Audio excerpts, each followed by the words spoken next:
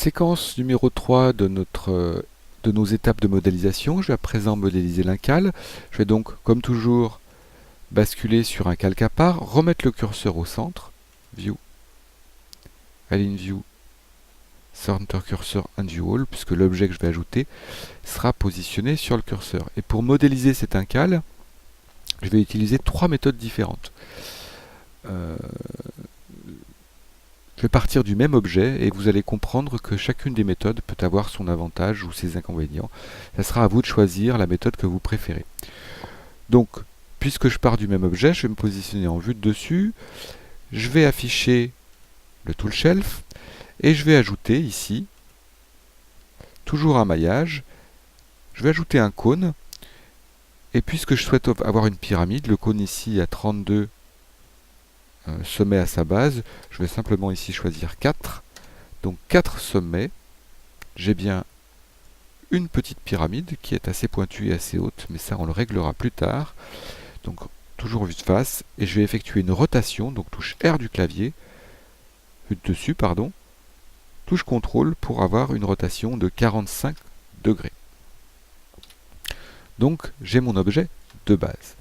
Alors, ce que je vais faire, comme je vais utiliser trois méthodes différentes de modélisation, je vais dupliquer deux fois cet objet et placer les copies sur des calques à part. Donc tout de suite, Shift D, clic droit pour annuler le déplacement, Move to Layer, donc touche M du clavier, ou alors je vais le chercher ici, dans la barre d'espace, ma boîte à outils, Move to Layer. Je choisis le calque d'à côté, je resélectionne mon objet sans changer de calque, à nouveau Shift D ou Major D, clic droit pour annuler le déplacement, touche M, Move to Layer, ce qui fait que j'ai ici trois calques avec un objet identique dans lesquels je vais avoir mes trois méthodes différentes pour la modélisation. Alors, première solution, je vais dupliquer cet objet avec cette fois-ci la fonction Duplicate Linked. Pourquoi? Vous allez voir tout de suite. Donc Alt D pour Duplicate Linked, clic droit pour annuler le déplacement. Je suis en vue de face dans un mode ortho, c'est très important. J'effectue une rotation avec la touche CTRL de 90 degrés. Et là, je me retrouve avec deux pyramides inversées. Alors, je veux qu'elles se rentrent dedans légèrement, donc je vais simplement passer ici en mode édition. Et là, puisque j'ai un Duplicate Linked, j'ai deux objets mais une seule géométrie. Et je vais pouvoir ici, en utilisant les poignées de cet outil, venir agir en mode édition, bien évidemment avec tous les points sélectionnés, sur tous les points qui constituent le maillage de cette petite géométrie. Alors les manipulateurs sont bien pratiques pour faire ce genre de choses. Là, je n'ai pas utilisé, comme on le voit, de raccourci clavier, parce que ça me permet de travailler directement dans une vue orientée. Donc ici, manipulateur de déplacement ou de mise à l'échelle. Et j'ai donc ici mon incal, qui est constitué, si je bascule en mode objet, de deux objets distincts, mais d'une seule géométrie.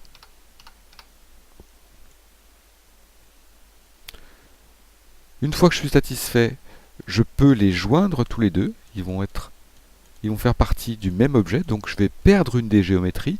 Alors la fonction pour cela, c'est Join.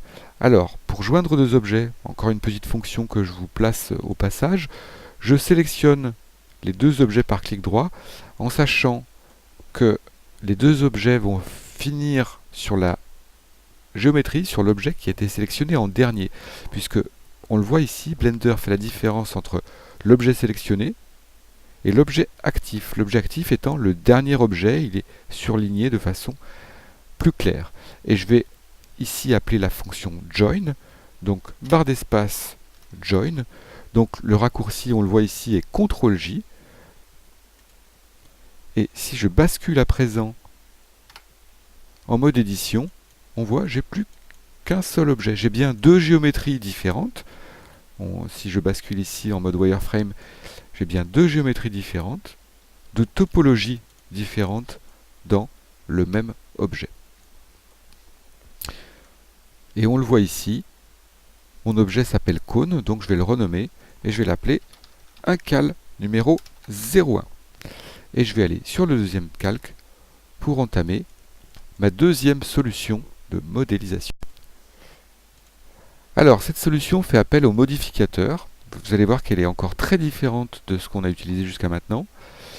Je vais simplement sélectionner mon objet, activer ici les modificateurs, et je vais ajouter un modificateur de type mirror. Alors, pour l'instant, on ne voit rien, tout simplement parce que Blender m'a créé une copie en miroir sur l'axe X. Alors, pour voir ce qui se passe sur l'axe X, je me mets en vue de face, c'est l'axe horizontal, donc effectivement, on ne voit rien. Donc moi, je souhaite que cette copie apparaisse non pas sur l'axe X, mais sur l'axe Z. Et effectivement, on a bien ici une copie sur l'axe Z. Mais je n'ai qu'un seul objet. Donc si je bascule ici en mode édition, touche A du clavier pour tout sélectionner, je vais pouvoir utiliser comme on l'a fait ici, en activant bien sûr un mode de vue solide dans la vue 3D, je vais pouvoir ici agir sur l'épaisseur de ma pyramide et venir déplacer les points du maillage simplement en agissant ici.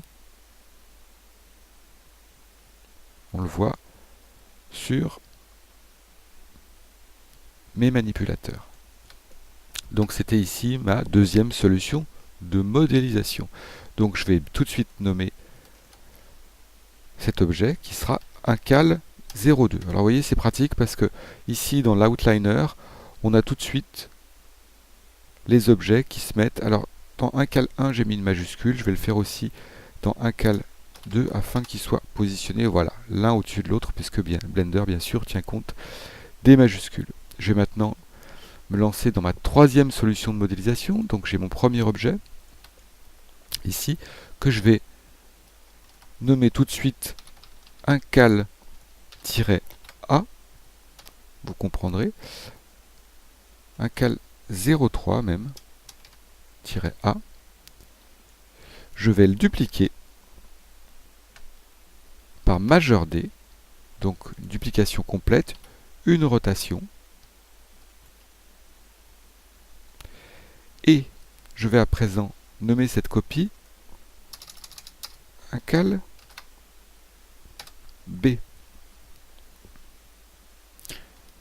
Je vais à présent travailler sur la première copie et je vais venir ajouter un autre modificateur qui est le modificateur bien classique qui est le booléen. Alors le booléen, il s'agit d'opérations booléennes, vous l'auriez compris, va permettre de créer des opérations booléennes dans les objets, soit de faire des suppressions dans le maillage, soit des additions, etc.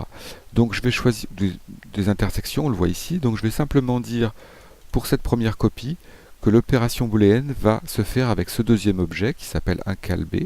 Donc je vais ici choisir uncal B. Et alors on le voit ici, tout de suite Blender me fait soit un ajout, qu'il appelle ici moi je veux une union, pour avoir les deux objets ici dans la même géométrie. Alors du coup ça devient un tout petit peu plus compliqué de réaliser notre uncal, puisqu'il va falloir ici venir travailler sur deux maillages distincts pour obtenir la forme qu'on voulait avoir au départ pour l'uncal. Mais c'est pas grave, puisque de toute façon, on finit par quelques manipulations à obtenir l'objet souhaité. Alors je vais appliquer maintenant ce modificateur booléen. Je vais supprimer ici cette demi-pyramide, cette pyramide inversée qui ne me sert plus à rien. Et si je clique à présent sur l'objet, je me rends compte que j'ai bien modélisé un uncal. Alors l'avantage de cela, c'est qu'on a une forme qui est ici totalement vide. Ça peut être très intéressant dans certains cas, surtout si on veut donner à cet objet une certaine transparence, parce que si je vais ici sur les autres objets, on voit ici que si je devais avoir un rayon lumineux qui traverse l'objet, on verrait qu'il est en fait constitué de deux pyramides différentes.